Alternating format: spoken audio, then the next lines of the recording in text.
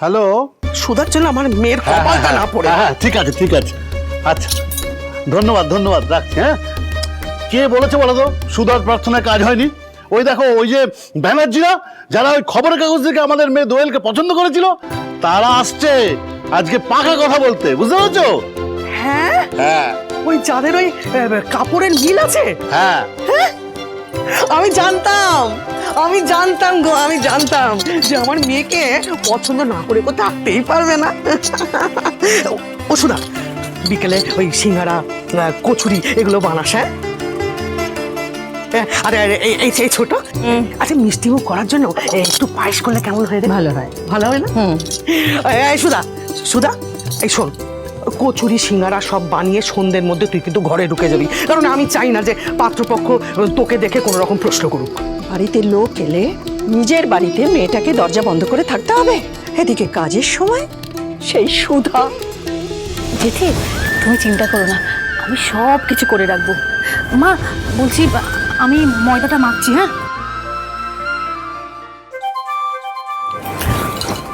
কি রে? বলছি, আমি তো ভেবেছিলাম আমি পশু মল্লিক বাড়ির বউ হব। এই চুপ কর তো, ওদের বাড়িতে বিয়ে হয়নি, খুব ভালো হয়েছে, কারণ আমি নিশ্চিত ওই বুড়িটার কোনো রোগ আছে। হ্যাঁ, ওই সুগারের দোহাই দিয়ে চালাচ্ছে। আরে মন্দিরে কি না হলে ভিমড়ি খায়? ওই বুড়িটার জন্যই ওর নাতির বিয়ে হয় কিনা সন্দেহ। আরে মা তুমি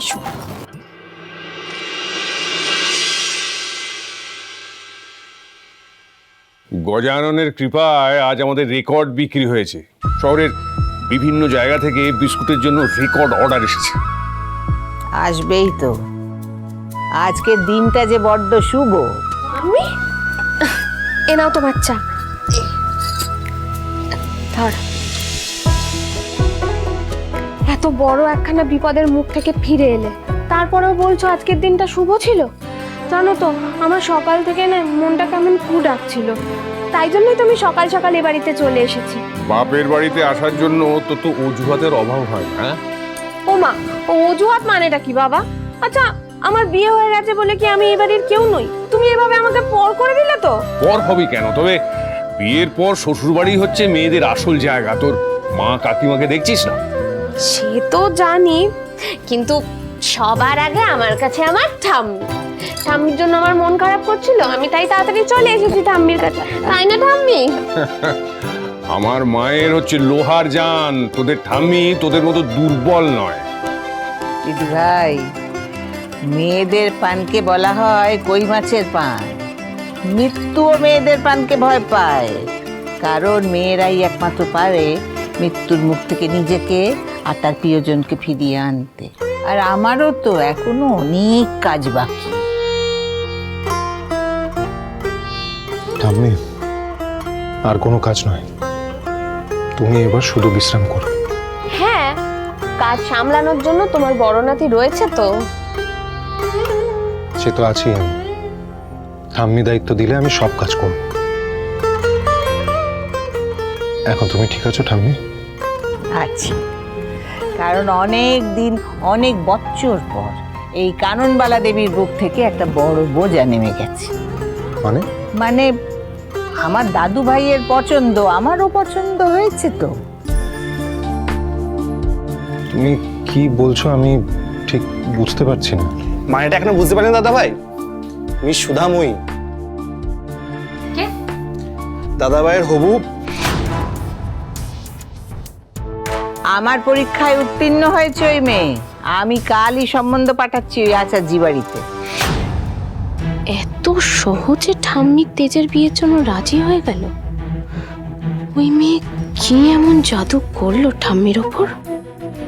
মেজোকে খবরটা দিতে হবে, ও শুনলে না খুব খুশি হবে রে। খুশি তো আমরা সবাই, এবার দাদু ভাইয়ের বিয়েটা দিতে পারলেই আমার শান্তি। না ঠাম্মি, এই বিয়ে আমি করতে পারবো না।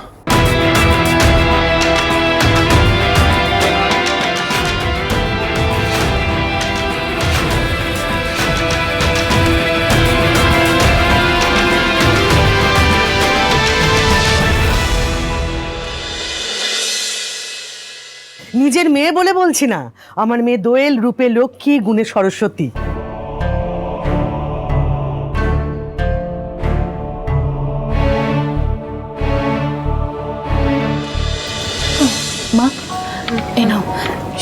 কচুরিটা দিয়ে এসো, পায়েসটা তারপরে এসে নিয়ে যাবে।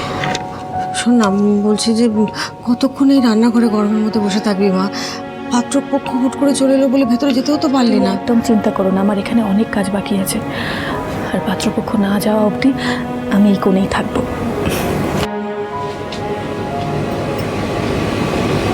মেয়েটা কোনো দোষ করেনি কোনোদিন ঠাকুর, তবু যে এত কষ্ট ওর ভাগ্যে কেন লিখলে কি জানে।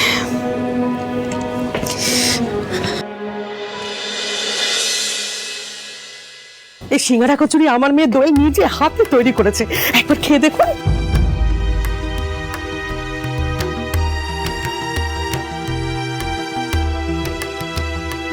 বড় পুরো মিথ্যে কথার মেল ট্রেন।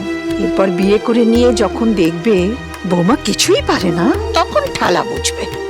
হ্যাঁ, বলছি বাইরে একটা ছোট গাড়ি দাঁড় করানো আছে। আপনাদের বাড়িতে নিশ্চয়ই আরো বড় বড় গাড়ি আছে বলুন। যত বড়ই গাড়ি থাকুক না কেন, তেজ বসু মল্লিকের মতো তো আর বড় লোক না। এসব কি হচ্ছে?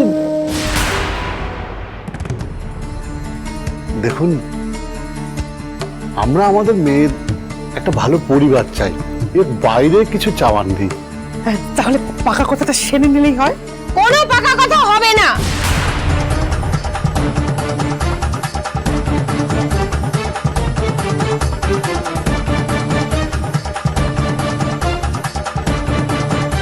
মেয়ের বাবা পুরোহিত, আমরা ভেবেছিলাম সৎ শিক্ষিত পরিবার, কিন্তু এত বড় সত্যিটা আপনারা কি করে লুকোলেন আমাদের থেকে? কোন সত্যি?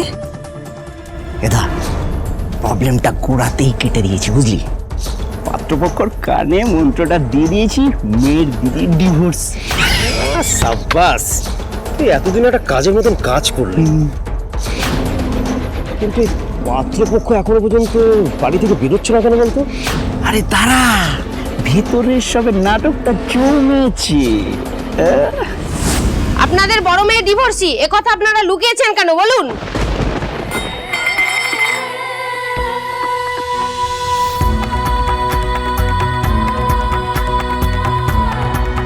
আমরা ভেবেছিলাম চক্রধর বাবু সৎ মানুষ, ঈশ্বরের আরাধনা করে, এই বাড়ির মেয়ে সেরকম সংস্কারী সুশীল হবে, কিন্তু এই তো বিপরীত।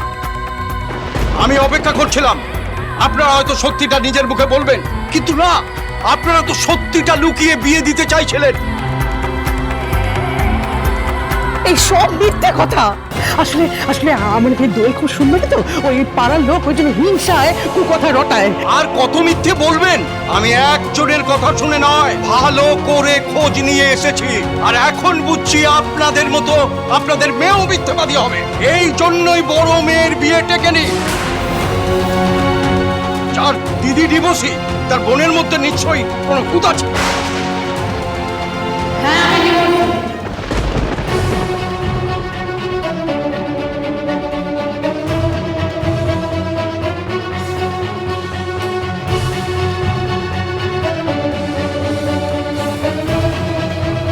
আমিও চাই না একটা মিথ্যেকে ভিত্তি করে একটা সম্পর্ক তৈরি হোক।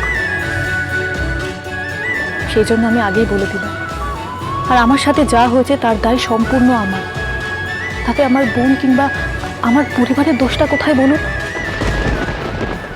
আমার বোন খুব ভালো মেয়ে, আমার জেঠু জেঠি ওকে আদর দিয়ে ভালো শিক্ষা দিয়ে বড় করেছে।